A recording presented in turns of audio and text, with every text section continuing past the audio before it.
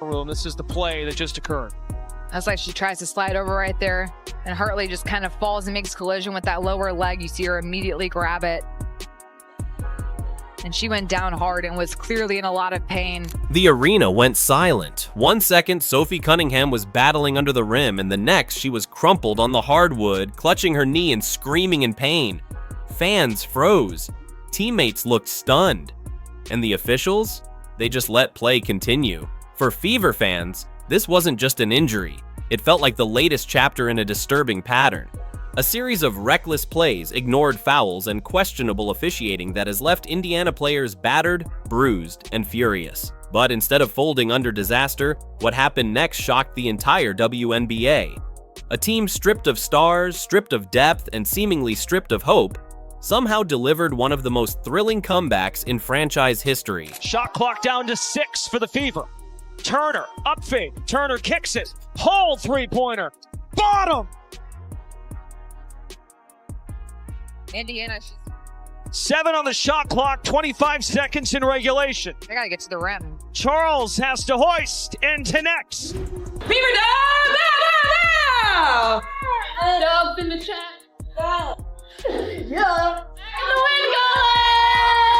So, how did a night that started with heartbreak turn into a statement win that nobody saw coming? Let's break it down.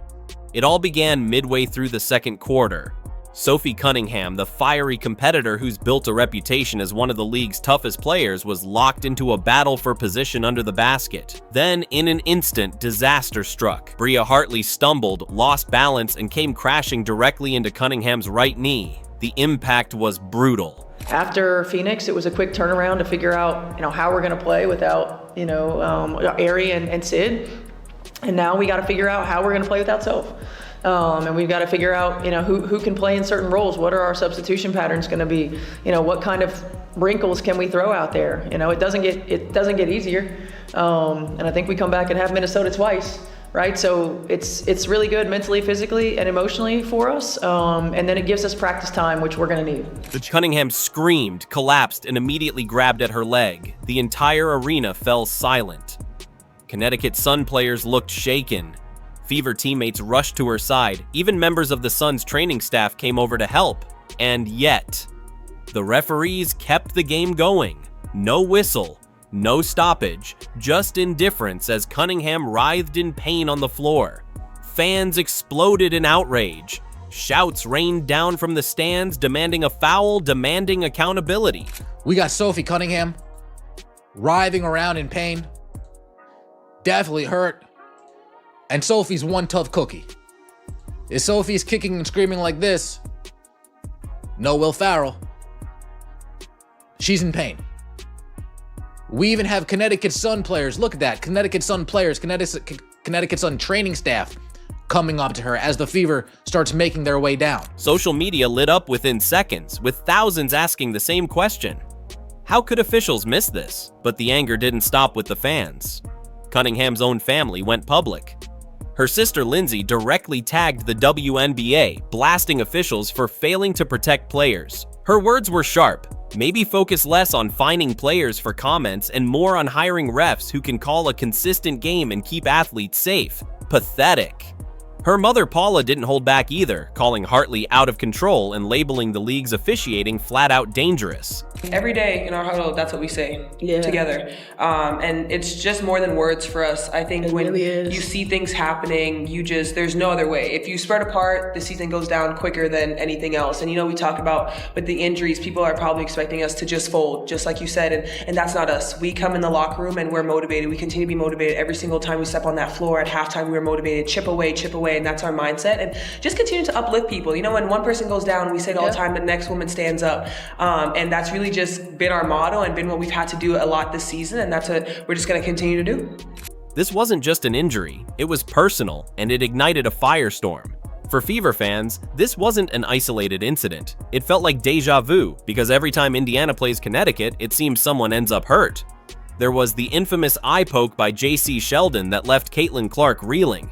the reckless groin shot that sidelined Clark in mid-July sparking national debate, and Marina Mabry's hard foul that flattened Clark earlier in the season. Now Sophie Cunningham's knee, another star down, another play without a whistle. How does she magically lower her shoulder into Sophie Cunningham's legs? Can somebody please explain that to me? Can somebody please explain those physics? Again, don't want to hear it, because this is a dirty player. One or two incidents could be chalked up to bad luck. But by this point, fans weren't buying it. To them, this was a disturbing pattern, one where Fever stars were being targeted, knocked out of games, and ignored by officials who were supposed to protect them. And Sophie's collapse only poured gasoline on that fire. Do you have an update on Sophie? Yeah. Yeah, MRI tomorrow.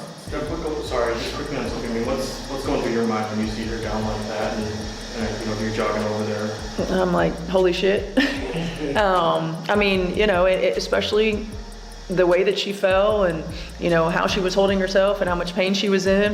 At the time, it's like crap, and then you go down there and you see her, and it's like, okay, just want her to calm down and be able to regroup. The frustration hit even harder because the Fever were already running on fumes. They entered the game without any of their true point guards.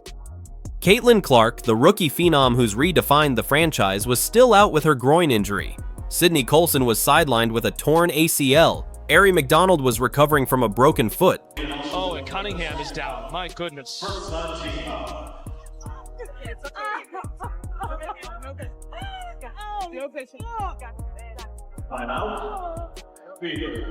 Should be.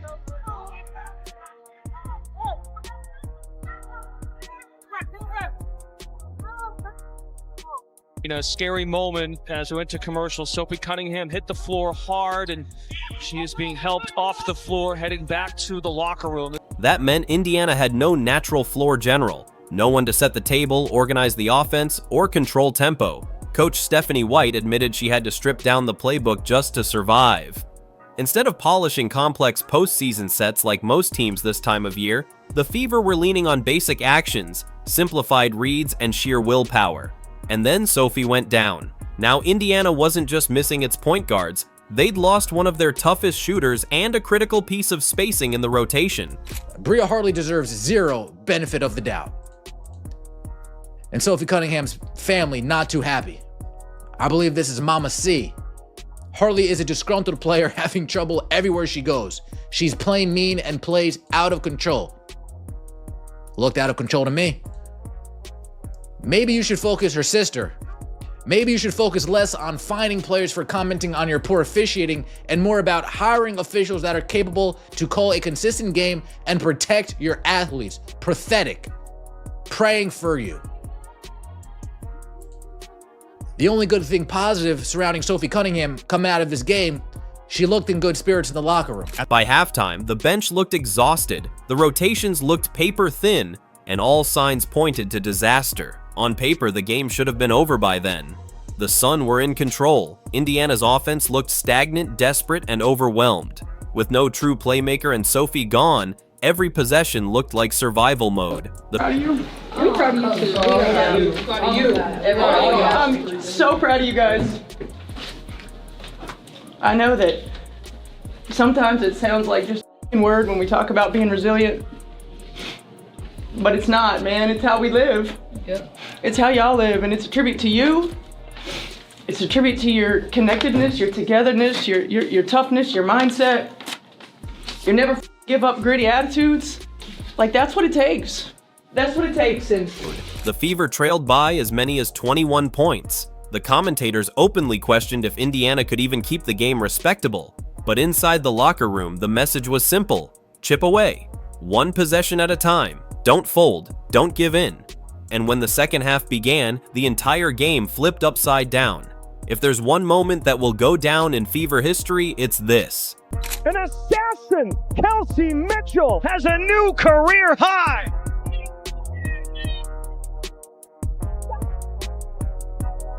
Backdoor Mitchell, bouncing in the paint for two.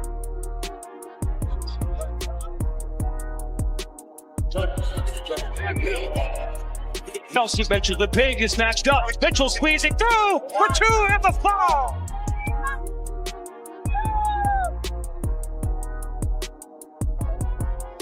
Fouls on the other end. It's Mitchell launching it and connecting. Kelsey Mitchell's second half. She entered halftime with just 4 points. Quiet, contained, overshadowed. But then she snapped. Possession after possession, Mitchell demanded the ball and torched Connecticut from everywhere on the floor. Step-back jumpers, pull-up threes, driving layups through contact. Every shot landed heavier than the last. By the time the dust settled, Mitchell had dropped 38 points, tying her career high and setting the mark for the highest single-game scoring performance in the WNBA this season. Even more staggering? 34 of those points came after halftime. In overtime alone, she poured in 10, single-handedly dragging the Fever across the finish line.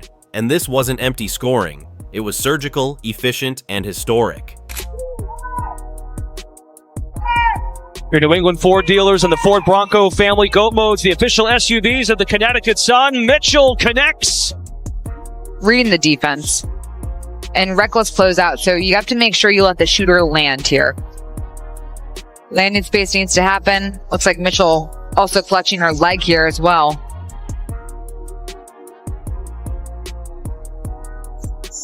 Reckon, no time for you. If it is, it's going to be just make one. Okay, because it went in. Mitchell shot 50% from the field, drilled 5 threes, and went 11 of 12 from the free throw line. With that explosion, she passed franchise legend Tamika Catchings for the most 30-point games in Fever history. Fans, teammates, even Caitlin Clark herself couldn't stay quiet. Clark posted just 2 words on social media after the game: MVP Kels. That wasn't just a teammate hyping her friend, that was a recognition of greatness. Mitchell wasn't just filling in until Clark's return, she was proving she could carry the franchise herself. But Mitchell didn't do it alone. Kelsey, your second half, you get 34 of your points just more. Damn! The last after halftime, what took over you? How did you get it done on the floor? I think it was more about what we did from a standpoint of like the mindset and the mentality. From half to half, it sucked for me. First half, it just wasn't, and I think that, it wasn't as well for our group, but the resiliency is true in our room. Seeing Soph go down and then knowing what happened with Sid and knowing what happened with Ari, and then knowing what happened with Cece, it's like, I think a lot of it was just God and being able to like stay prepared and stay in your mental state to be able to compete. But I really think that that's the most resilient that we've ever been because of everything we've been through. So I think a lot of it you just tap into your team and you just love on your team. And I think, great things can happen. Behind every historic takeover are teammates who do the dirty work, hit the clutch shots, and steady the game in moments when everything could collapse. Odyssey Sims. Signed on a hardship contract just to keep the roster alive. You'd never know it from watching her play. Sims logged 19 points and 7 assists, breaking traps, running the offense, and feeding Mitchell at the exact moment she needed the ball. Without her, Indiana doesn't even survive the pressure. Charles is doubled. And Indiana looks like they're in a zone right now. Kick out and stolen by Mitchell. Explodes 2-on-1. Sims elevates for 2 and a foul. Bug with their point guards. This is where you have Odyssey Sims coming in. Kelsey Mitchell making a great heads-up play here, but Odyssey Sims has done a great job early on coming in. Aaliyah Boston, the reigning Rookie of the Year, delivered her 15th double-double of the season, setting a new franchise record. With 14 points, 13 boards, and 5 assists, Boston anchored both ends, extending possessions and erasing mistakes with defense. Boston backs down Hartley. Aaliyah Boston, excellent post position. Picks up the dribble. Shot clock winding down to 7. Mabry, lob pass. Charles catches. No foul call. That's a huge no call. Looks for cutters. Charles the defense. Back on to Boston. Tina Charles. Backdoor Mitchell. Pouncing in the paint for 2. 30 points for Mitchell. That's the 4th on Charles. Can't get caught ball watching right there. Great recognition by Boston as Mitchell makes that backdoor cut. Lexie Hull. Her numbers don't jump off the page, but her dagger 3 in overtime slammed the door shut on Connecticut's comeback hopes. The arena exploded, and that single shot will be replayed for years. Shot clock down to 6 for the Fever. Turner, up fade. Turner kicks it. Hull three-pointer. Bottom! Natasha Howard, 18 points, 9 rebounds, and endless physicality. Howard absorbed contact, pushed back against Connecticut's bruising style, and gave Indiana toughness in the paint when they needed it most. Brianna Turner, the unsung defensive anchor.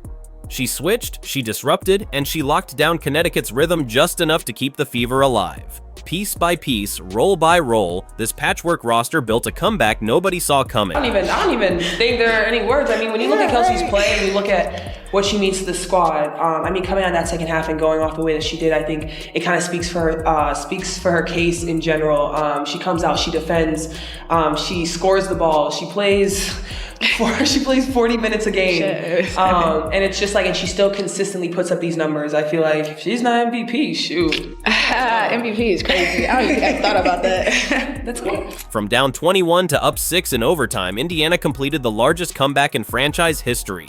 The final score, Fever 99, Sun 93.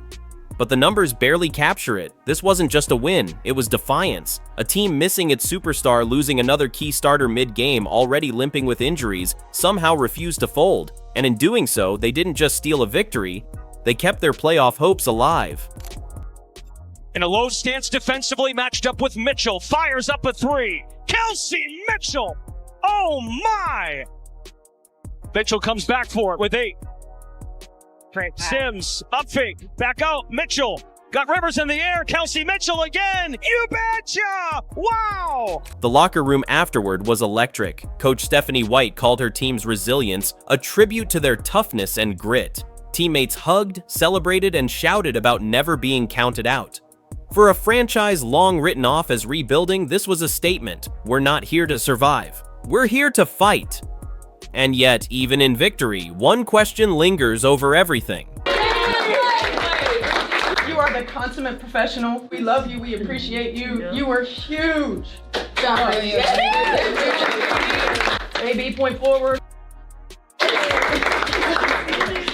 And like, look, you can't underestimate what it means to have somebody like her who just does whatever we ask, right? Does whatever. I mean, everybody really. Lex, that was a huge. Toss your activity all. Why wasn't Sophie Cunningham protected? The win was incredible. Mitchell's performance was historic. But none of that erases the fact that one of Indiana's toughest players was taken out on a collision that fans, family, and teammates believe should have been called. The outrage wasn't just about Sophie, it was about a pattern. A season full of questionable officiating and reckless plays that have left Fever stars sidelined again and again. Cunningham's family said it best. This isn't about one injury. It's about accountability. Does the league value its stars enough to protect them? Does the officiating crew understand the weight of its decisions, or lack thereof? And that's what it's gonna take. Okay, that's what it's gonna take. We gotta play free. We gotta play with no pressure, but we fight. Live that resilience every day, and we will accomplish what we want to accomplish. Okay, come on. Yeah. Here we go. Together, 3, 1, 2, 3. Together. Those questions now hang over the WNBA as loudly as Indiana's comeback itself. So here's the truth. Sophie Cunningham's brutal knee injury could have broken the Fever. Missing Clark, missing their point guards, missing depth, it should have been the end of the road. Instead, it sparked one of the most resilient, defiant comebacks in franchise history.